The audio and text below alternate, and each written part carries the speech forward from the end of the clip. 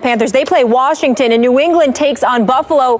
Which squad is more likely to lose its first game, or will it be neither? That's the Twitter question of the day, so send your vote replying to the hashtag #FirstToLose. In Philly, the MRI on Sam Bradford confirmed he's suffering from a separated left shoulder, according to our Ed Werder.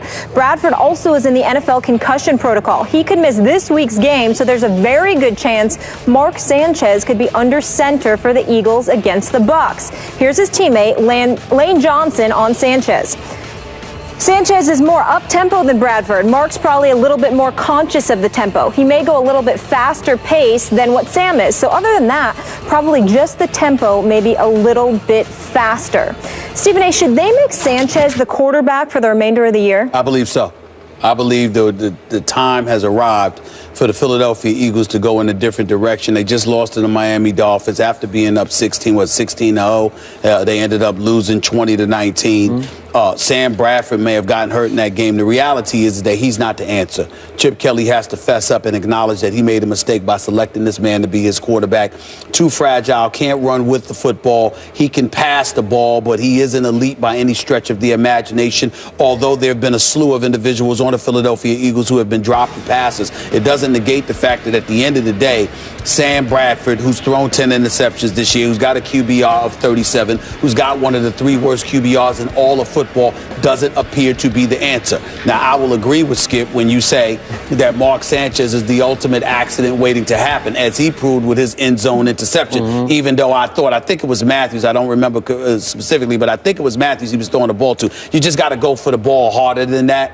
There's no question about that. But in the end, it was still an interception on Mark Sanchez. And like the Dallas Cowboys, bad things appear to happen to Mark Sanchez. So it was Miles Austin. It was Miles Austin. It was Miles Austin, exactly. So for me, I just look at it from this perspective.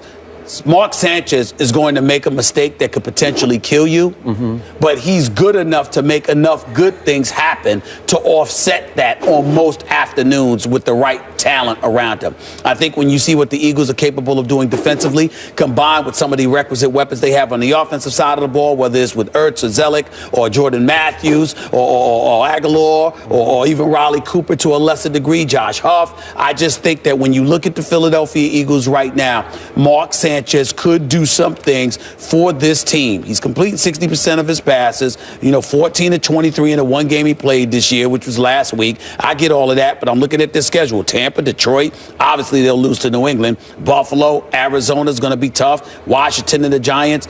I think Mark Sanchez is good enough to win 3 to 4 of these games for you. I say go with him because you've got nothing to lose because Bradford's not going to be any better. 7 games. So you think he could win 3 of 7? I think he could win. I think you could pencil him in for 3 of 7. Okay. He could potentially win 5 of 7. Okay, so they're 4-5 right now, and if he wins 3, that gets him to 7 and 9. If they win 5, they get to 9 and 7. Okay, all right. But I'm just saying what Sam That's being a little generous. Yeah. Yes. 5. Well, I'm just saying. Well, let's look at it. Tampa, Detroit. I think both of those are winnable games. Yeah, but I think both of those are winnable games. I think Buffalo's a winnable game. I think Washington and the Giants are the winnable games. I look at New England. Obviously, that's going to be a tough one, and Arizona's going to be a tough one. But Arizona's at home. Okay, I'm going to give you this. I am with you on one bottom line to this discussion. I do think that Mark Sanchez gives the Eagles a little better chance than Sam Bradford. I'm just not a fan. I never was. I watched him all through college. I didn't love him. Got it. And he's brittle, and he's going to get hurt. God bless him. I'm not wishing it on anybody, and I hope he's okay now. It doesn't sound terrible. He's got concussion plus a slight separation of the shoulder. I mean, it's still a long shot possibility he could even try to play this Sunday, but probably not. So back to Mark Sanchez.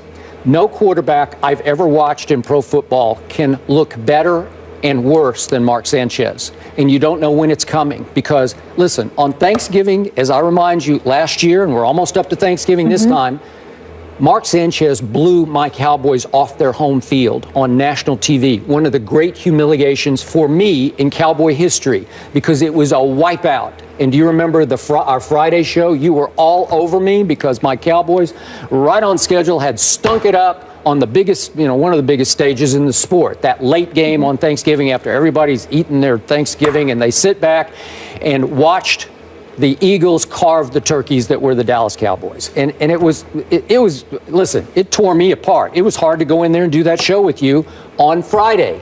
but I hung in because something told me Mark Sanchez is still your quarterback. So he started 8 games last year. He went 4-4, but right on schedule late in the year when it was time when your 3 Eagles, or 4 lost. yeah, he lost 3 in a row, but they were 9-3 at that point. It looked like they were running away with the East, and all of a sudden they lose to Seattle at home. No shame there, especially last year.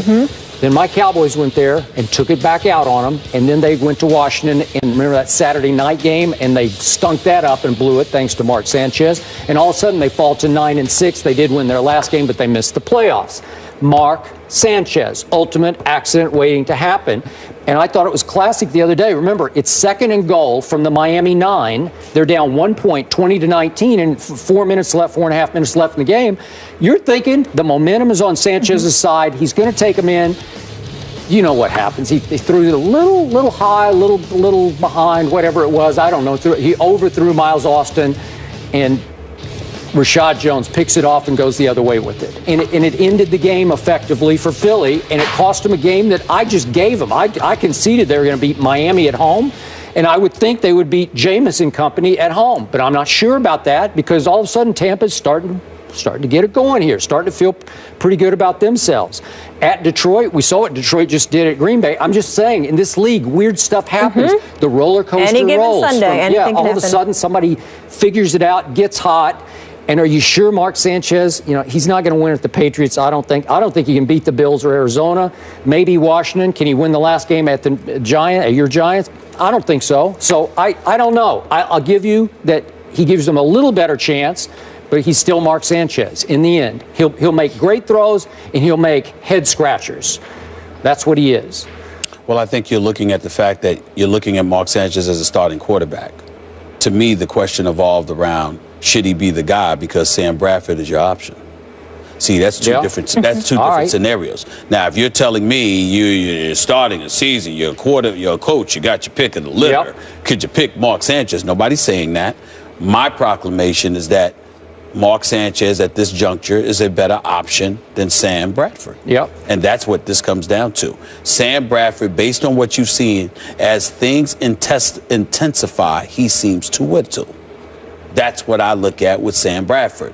Mark Sanchez, the accident waiting to happen that he's consistent with his inconsistency. Big moments he may mess up. Other big moments he may show up and shock you and produce. He's capable. Sam Bradford just seems to be a guy that attrition over the course of a particular game can get to him. I agree. And I don't think that that's somebody that you want the final 7 games of a season. He's great for the first half of the season, but as stuff intensifies and playoff berths are on the line, it becomes more of a man's game than ever at that point.